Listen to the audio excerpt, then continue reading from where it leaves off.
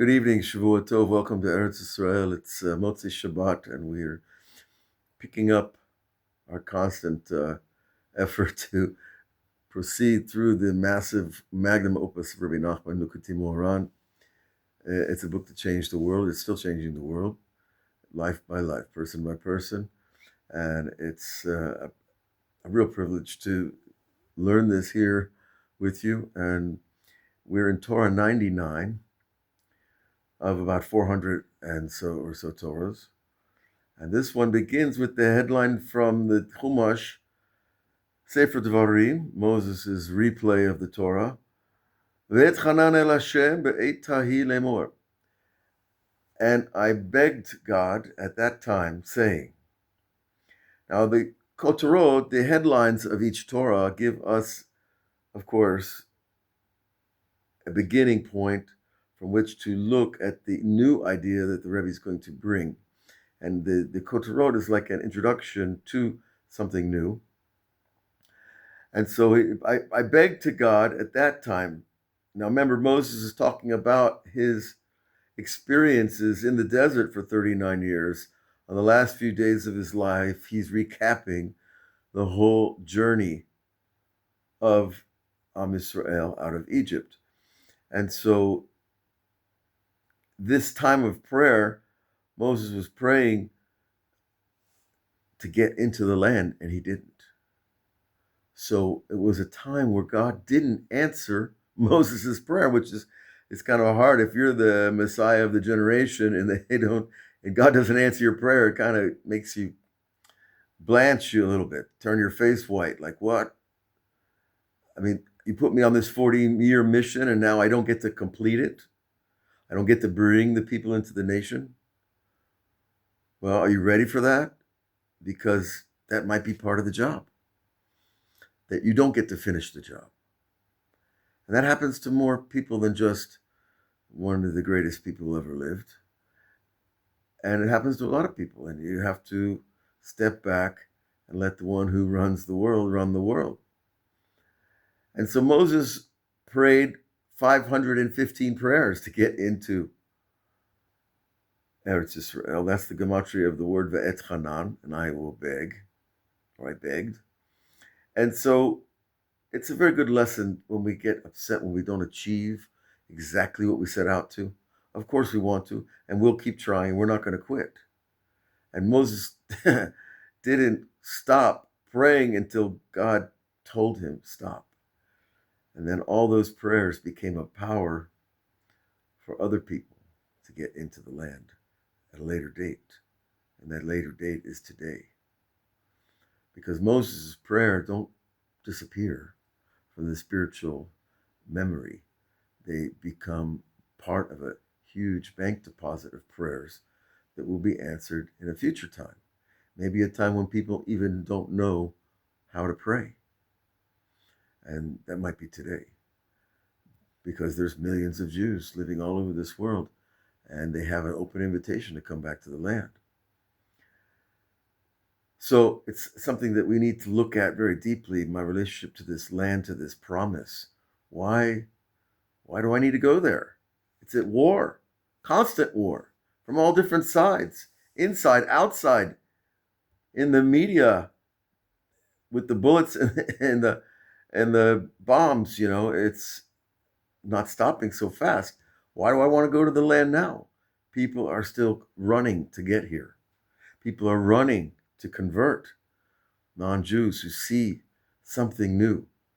They see a light coming out of this nation because we are the people of God, and the rest of the world has to figure out who they are. Are you a person for God? Are you a person for a life without too much religion? Keep religion back there in the hobby cabinet. But when you know that we don't have that choice, if you want to be a true person, you're created by something much greater than we could ever imagine, and you want to be for that. Am I here for just getting more money, more cars and houses and pleasure? Is that why this world was created? So that choice is being placed before every person on this planet right now. Who are you for? And I hope you make the right choice. Moses wasn't even allowed in the land, and he is one who did the most to get us here. So that introduction will dovetail into what we're going to talk about now. He tells us something we've heard a million times, that a person needs to pray to God with great attachment. Your head, your heart, your mind, your body, everything. Your soul, your being, however you want to frame it and call it. You put your total self into the prayer. That's where you get the real returns on prayer. That's where they get answered. We're going to learn about the answering of prayer.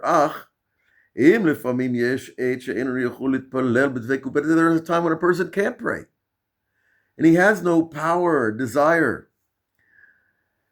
He shouldn't say, I'm not going to pray today. It's too much already. I prayed enough yesterday. He shouldn't say that.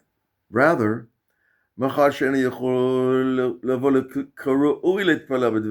he's not even because he doesn't feel like praying at all. It's just that he knows he doesn't have the strength of the call to pray at that high level. He's tired. He's weary.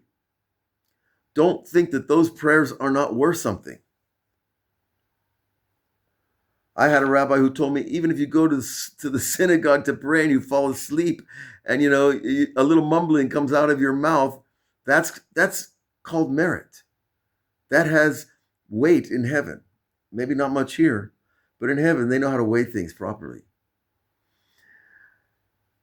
And even if a person tells that it's tefillah ain't mikubel, then he knows that this prayer is not going to get answered because it doesn't break through the firmaments of the psychic shells that we find ourselves in, that separate the finite and the infinite. Those psychic shells, we talk about them a lot. They're called klipot. Husks is a fancy word. But they're really the interference between us and the truth, the ultimate truth. Sometimes you can't break through. Don't say, I'm not going to pray, because those prayers that you pray that don't break through are going to be sitting there in your account, waiting to get in, waiting to get the fuel of Shabbat. And next Friday, all the prayers that you prayed during the week will jump together, and boom, you'll have a very high experience of Dveikut and attachment, because all those little prayers that didn't break through are collected together into a critical mass of spiritual power. Our sages taught, Rabbi Hanina ben Dosa, one of the greatest of the great, before Rabbi Shimon Bar Yochai, Rabbi Hanina ben Dosa was called Ish Ma'aseh. Ish Ma'aseh doesn't just mean he's a man of deeds. It means he's Ish Ma'aseh Bereshit. He's a man who knows the workings, the machinery of creation.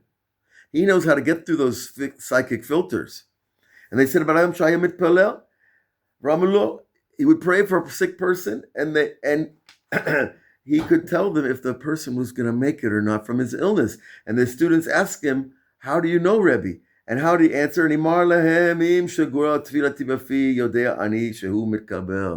If my prayer flows from my lips, and the definition of that is one letter runs after another, it's as if you're not praying. You're in the shvung, you're in the groove of prayer. Your prayer is coming out without effortless grace. The letters are chasing each other out of your mouth. Then he knows that his prayer has been answered, because the prayer itself does the work of penetrating those psychic shells. V'im, and if the prayer is not flowing so easy, you're struggling, there's a chance the prayer is not going to get answered. And this is the way we've said before about dveikut, about the idea of attachment to God, where your lower self is subsumed into your upper self, and your upper self is part of the great oneness.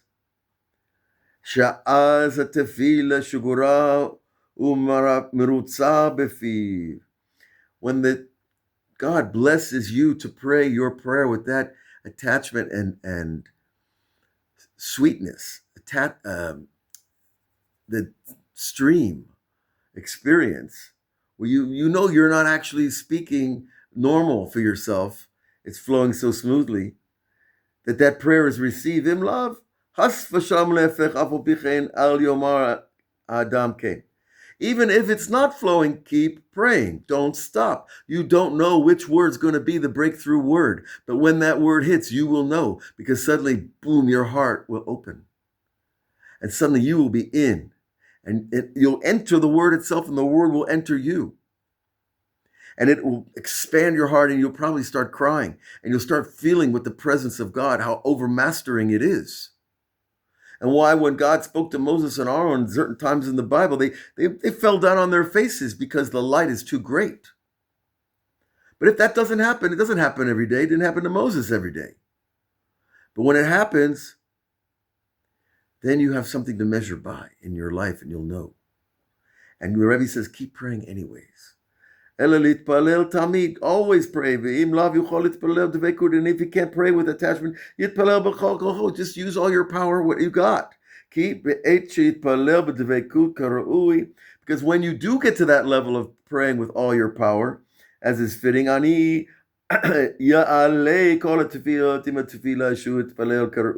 says what we just said. God will elevate all the prayers that were not on the level with the one prayer that is. It's like think of it like a vacuum. You make an opening in the vacuum and all the air rushes in. All the power of your soul that kept you, that was with you before you broke through, now flies back to heaven. And then the prayer is received. And I will pray, I will beg God, the beginning of this verse above, Tamid, bein dvekut, bein shelo dvekut, whether or not I'm at the level, I'm still going to pray. And at that time to say, at that time that we merit to pray at that higher level,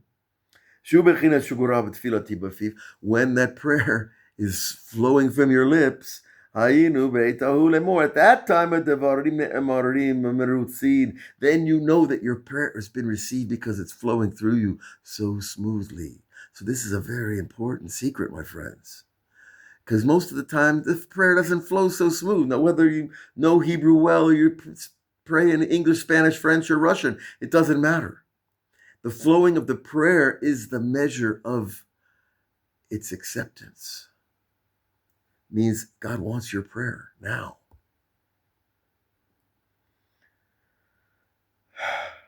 And then he's reached that level of attachment to his divine soul, which is attached to all the divine souls. And then all the prayers that you've prayed until now that didn't quite make it are going to be heading straight through the gate, and they're going to fill the heart of heaven, and your prayer will be answered, and you will see miracles. I promise. You write me on that. Have a great week. All the best.